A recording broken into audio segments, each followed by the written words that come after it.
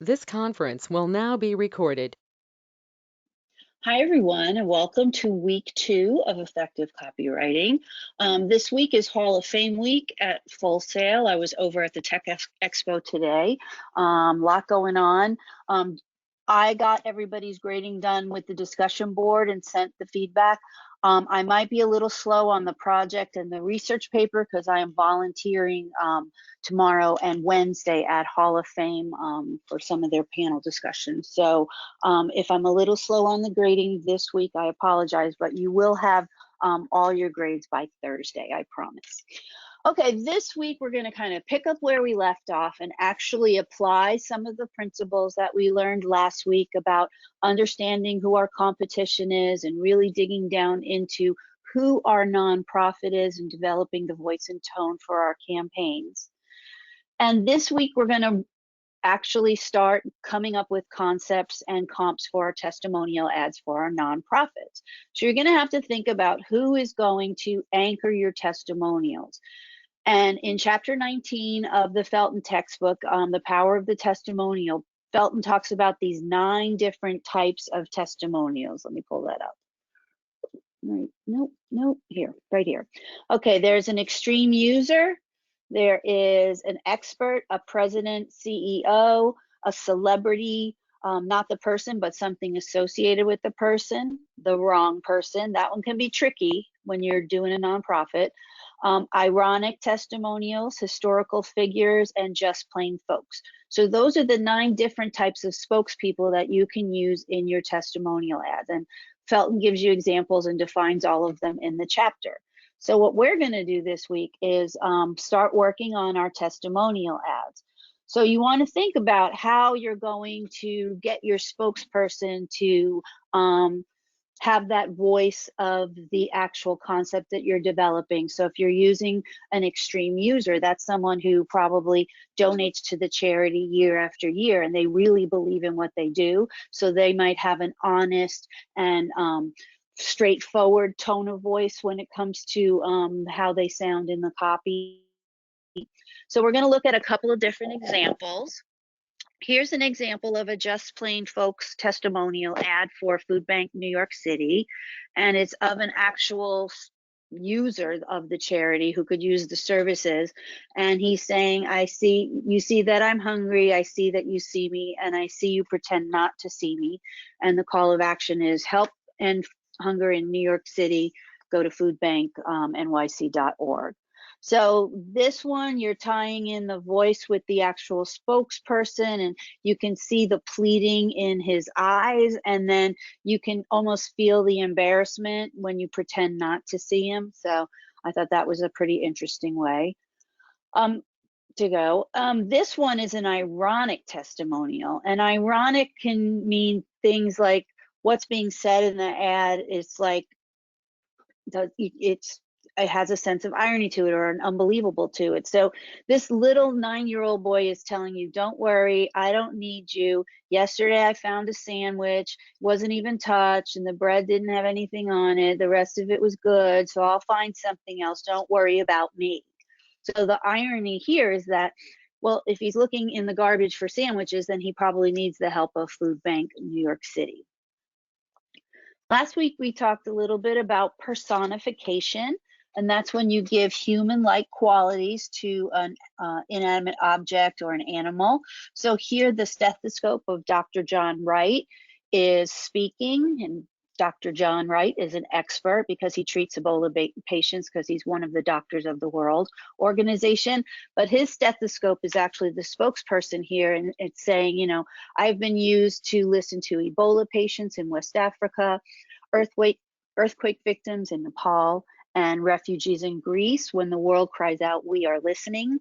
So then the body copy goes on to talk about what Doctors of the World does, why they do it, and why they need the reader's help. Please join us by making a donation at the website. Here's another, not the person, but the thing. So they're personifying the potatoes here. And the potatoes were grown only 3 miles from your child's school.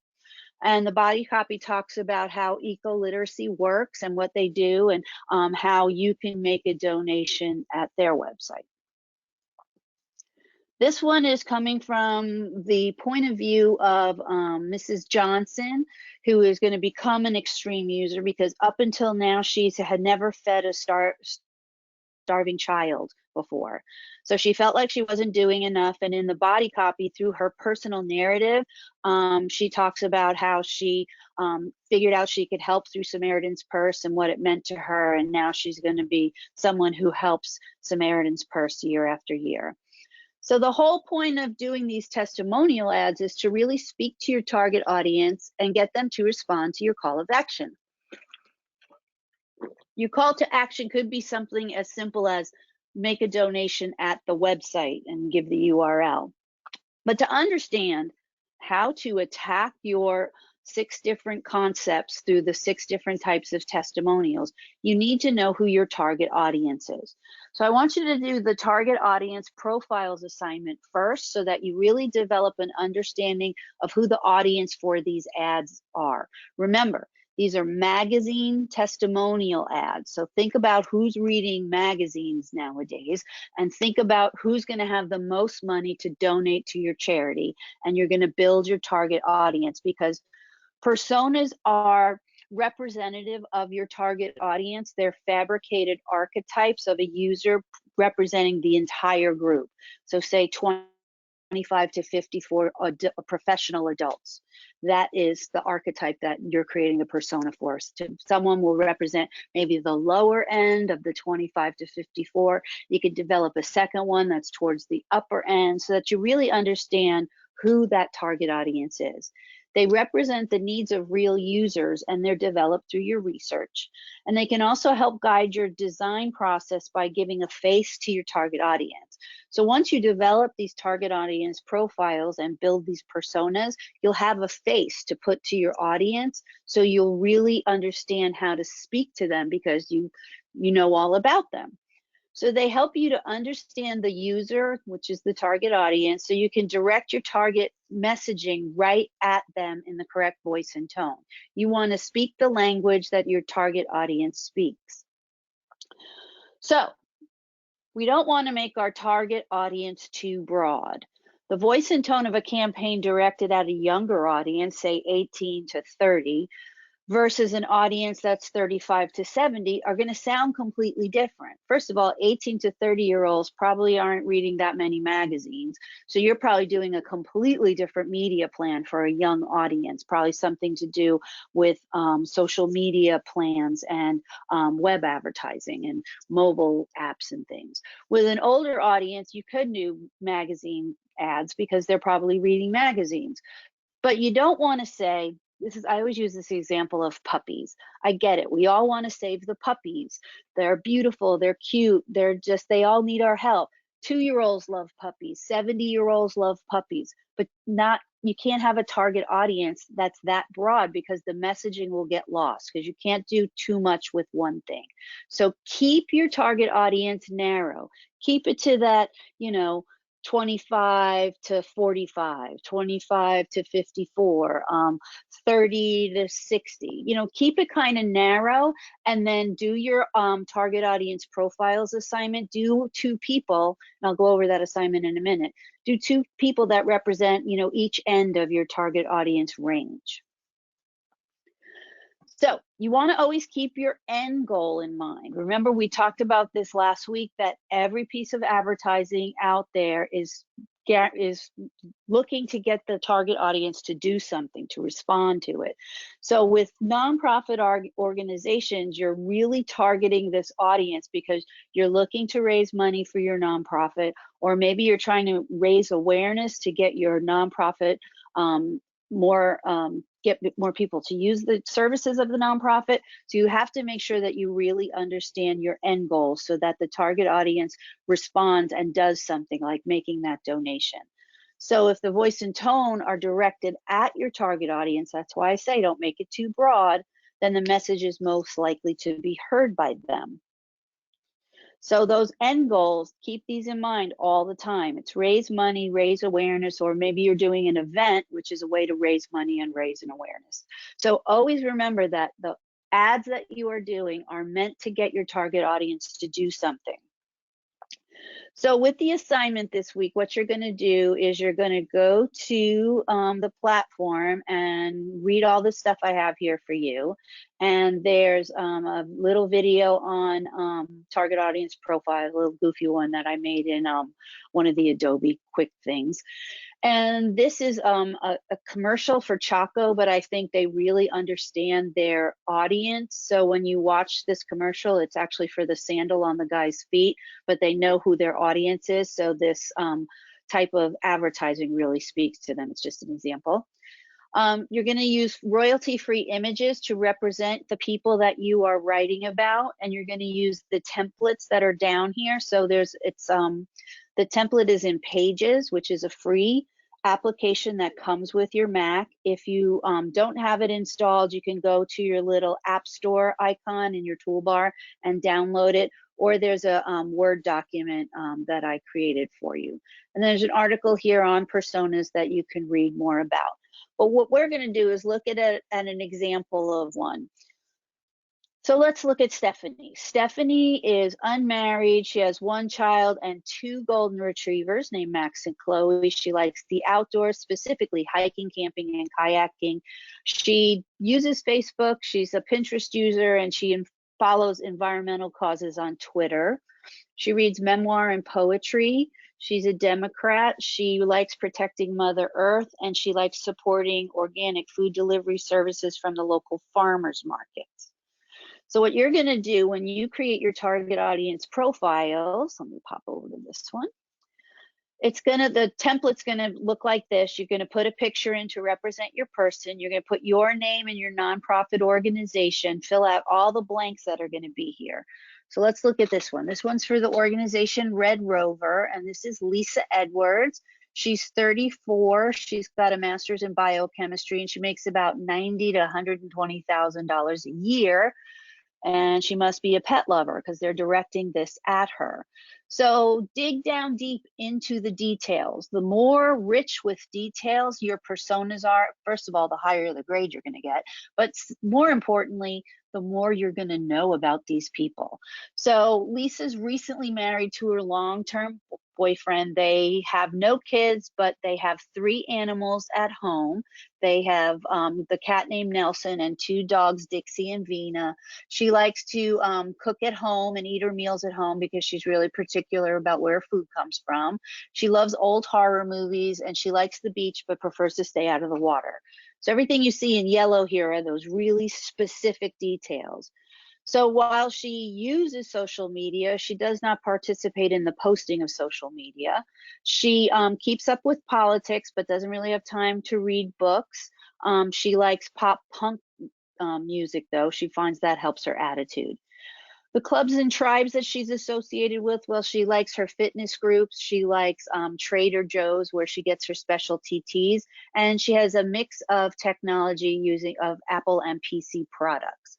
So those are really good details that describe the ins and out of this person. So once you fill in the target demographic of who the person is, their age, gender, education level, income, and occupation, the next thing you want to do is the target attributes and start filling in all the blanks and fleshing out who your person is. Then go into the person's story. I'm going to go back to her and dig down deep into the specifics about that person. So let me pull that up a second. I'm having issues with my scroll. Okay. So Lisa is from Long Beach, California, but she's currently living in Denver. So that's a specific. Her Colin, her husband, and her rent a nice condo. She works as a biochemist, producing material to help with human body adapting to prosthetics. That's a really good detail. She has 2 dogs and a cat. She buys the animals the best food possible by researching ingredients and consulting with her vet. She also takes care in her diet and researches her own food and cooks primarily at home. Her hobbies include going for walks on the beach with her dogs and watching old horror movies. Social media doesn't interest her much except for when she's bored and she browses Instagram. She listens to early 2000s pop punk music and exercises regularly in front of the TV. She stays up to date on current events through using podcasts, and she's inquisitive and informative. So you're really getting to the heart of who these people are by developing the target attributes, by really digging into the details, and then you're using those details to write that story about her. So basically, walk me through the day in the life of your target audience member in 200 to 250 words as you write their story. Okay. If your target audience member, say, is a Starbucks loyalist, don't just tell me that he goes to Starbucks every day, but that he goes to Starbucks and orders a venti skinny vanilla latte with 3 Splenda. So the details are really, really important because they're going to reveal who these people are to you. And the more you know about these people, the more you're going to understand your target audience. Personas also help you avoid self-referential design.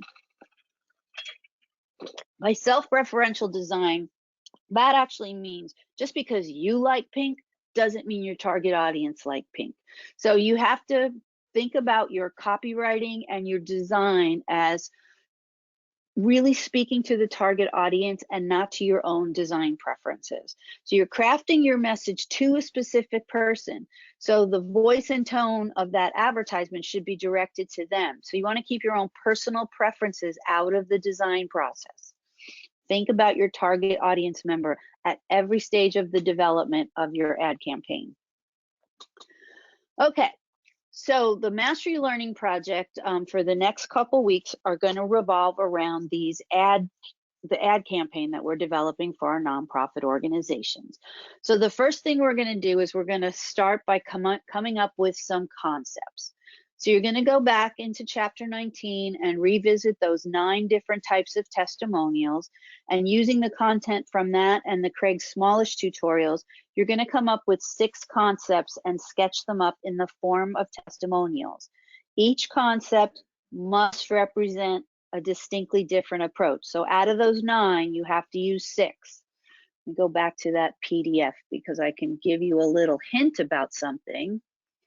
When you're thinking about these, extreme user is an easy one to do. Just plain folks is an easy one to do. An expert, there's probably an expert associated with your organization. Like if it's a children's charity, maybe there's a child, you could develop a spokesperson who's a child psychologist. If it's an animal charity, maybe you're using the testimony of a vet to support the organization. All organizations have a president or CEO, so somebody started that, so that's a good person that you can do a testimonial from. So these aren't as complicated as they might seem. Felton explains them really clearly. So what you're doing is you're choosing 6 of those 9 and coming up with different concepts. You're going to sketch your concepts and put them into a Word document, and I'll show you how we're doing that in just a second. And under each of the different types of testimonial ad sketches, you're going to write the rationale that's supporting your concept. So the sketch is going to basically show the client what you're thinking, and then the rationale is going to explain how the concept works. So if you're doing the president or CEO, you know, you're showing what the ad's going to look like in a sketch, and then you're going to give us in the rationale how the president is going to come across as testifying for the organization. Then once you're done with your 6 concepts and your sketches, you're going to choose 3 of your best ones. That's your opinion, whichever 3 you want, and you're going to develop them into comps using InDesign. So let's look at some sketches. I have some here. So this is a just plain folk sketch. And it's really just, she was playing around with the headline and thought about how she was going to have the person sit, where the body copy was. And she came up with this idea that it was a match made in doggy heaven. And she wrote out some copy, and then the rationale talks specifically about why this regular person uses the story and how this one works. Because according to Felton, people trust other people more than they trust corporations. So directly quoting from the Felton text is really important. So if you're just doing just plain folks, then you want to define what just plain folks is. This one is an expert, and it is coming from the shelter pet, and it's spoken from the dog himself because he's been in the And she's using personification in this case as well. So she's sketching it out like the dog's in the cage at the, you know, he needs to be adopted, so help him avoid a life sentence. This is from the CEO, and again, he used the CEO of the nonprofit, but he put him in a dog suit. He didn't end up developing that one. This one's ironic, and it's a person who's not a dog person, talking in an ad about how, you know, this dog is really great and you have to adopt him now. Okay, so you're sketching and you're coming up with rationales. Here's another one. This was a campaign for PAWS, which is the Performing Animals organization that takes old like circus animals and zoo animals and gives them a forever home in this nice natural environment. So this campaign was sketched out thinking about how he could use the expert. So he's got a lawyer, he's got this whole idea of adopting an elephant without the mess. He did an entire campaign on that. I have another example. Where's my preview? Here's preview. Okay, so this was one for PAWS where he sketched out the idea, and he had this idea about the parade, join the parade. Like animals are always in herds, these elephants, and they, you know, walk along. And so he thought about how the animals would look in the ad. He thought about where the logo would go. He kind of used squiggly lines to represent body copy. And then the sketch, the comp from this sketch ended up looking like this. Let me put them side by side. So as you can see, when he did the comp, it pretty much represented what he was thinking about. And the body copy talks about how, you know, you can help give elephants a second chance by going to the PAWS website. Okay, so that's kind of what you're working on, is you're going to be sketching things up. This is from an expert. It's an animal trainer. So you don't have, I'm not the best at sketching. Don't get freaked out. Craig Smallish in the tutorials is really good at sketching. And when I watched it, I was like, I can barely sketch my way out of a paper bag. But you know what? When I have to present a sketch and I know about it beforehand, I work really hard on it. So when I go in front of a client, the sketch looks really good. If I'm in a meeting and we're just kind of brainstorming ideas, I'm using stick people. I'm just getting the idea out. What I want something is more than a stick person, but you don't have to make it look like a black and white photograph. So just be able to come up with a sketch that shows the ideas behind your concept. So the first goal of any strong concept is to hook the viewer. So I was talking with someone today about how you go about starting a concept. Do you think about the image first? Do you think about the words? And that all depends. Sometimes when I'm trying to come up with a concept for an ad campaign, it might be a string of words that comes to mind. It might be something about the product that I'm advertising, or a nonprofit. And when I did Nature Conservancy work, it was all about getting people's heartstrings pulled by looking at this beautiful landscape with these beautiful water birds, and understanding that if you didn't support Nature Conservancy on this tax referendum, this land wouldn't look like this anymore with roseate spoonbills. It would be all chopped up and overdeveloped.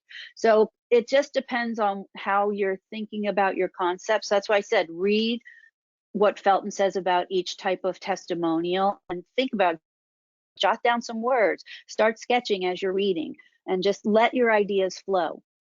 So you want to understand what the goal of this project is, and I've driven this point home many times. It's to hopefully raise money for the organization and raise awareness. So what's the message? What's the ad going to say? How are we going to say it? Then you need to know the target audience and define them so you can talk directly to them. That's why I said do your target audience profile assignment first. Ugh, talking too much. So some ideas on how to go about coming up with concepts. Well, storytelling is a good way to go. If it's a just plain folks spokesperson, maybe it's someone that the organization really helped. And this person couldn't have gotten where she was without the help of the organization. If you remember last week, I showed an ad for Bright Focus Foundation, and it was all about that girl's story. She used to be his little girl, and now she's the stranger who brings him coffee. And it was about her dad with Alzheimer's, and how if it wasn't for Bright Focus Foundation, she wouldn't be able to help her father as well as she was with the resources that they provided for her. So telling someone's story is a really great way to think about coming up with a concept. Using free association by building lists of phrases or images or words. That's why I said, as you're reading the Felton text, have your notebook right next to you and sketch some ideas down or throw some words down on the paper. So when you start zeroing in on your ideas, you want to make sure that the ideas that you are concepting relate back to your client's product, in this case, the nonprofit organization. Because what is the point of every ad campaign? It's to get that target audience to respond to the call to action. So make sure that your ideas aren't too aloof and that it's really, you can really relate back to the nonprofit's mission. So if you haven't written down your nonprofit's mission statement, that's a really good thing to keep in front of you all the time, because that's kind of the heart and soul of who they are. It's, you know, this is who we are, this is why we do it, and this is why we need your help. So review your ideas and see if there's something you missed the first time, and then you want to expand on your ideas. So think about those words and phrases. That's why some people start with images, some people start with words, but as you start developing it, let it come organically. Just let the ideas come out and just try them out, see what they feel like. Then you want to sketch your way to the story so you can visually construct the scene. You're not developing these sketches. They're not the actual design. I mean, the one that I showed you here was pretty close to what the comp looked like, but you don't have to be that close to it. If you just want to come up with an idea like this, where's the one with the, I have too many things open at once.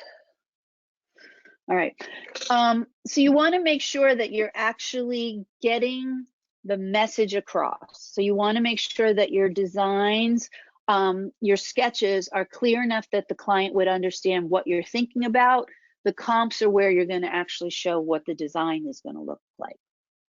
So the rough sketch, it's just kind of your first visual prototype, because you're thinking about how the ad's going to look when it's laid out, and you're sketching that out. You're producing them quickly, and it's meant to communicate an idea. So it's supposed to tell the story.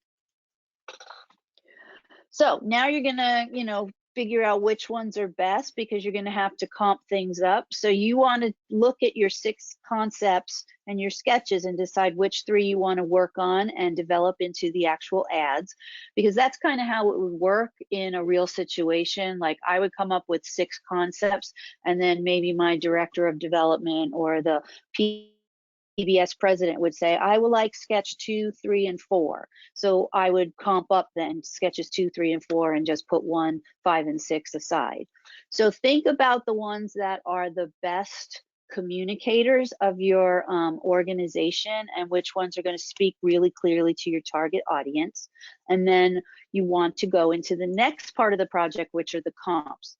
Comps are detailed concept images that we present to our client, and they're executed at a higher level that clearly illustrates the actual aspects of the concept. So it's going to show you what the image is going to look like. It could still be a sketch, but it could be a photograph too.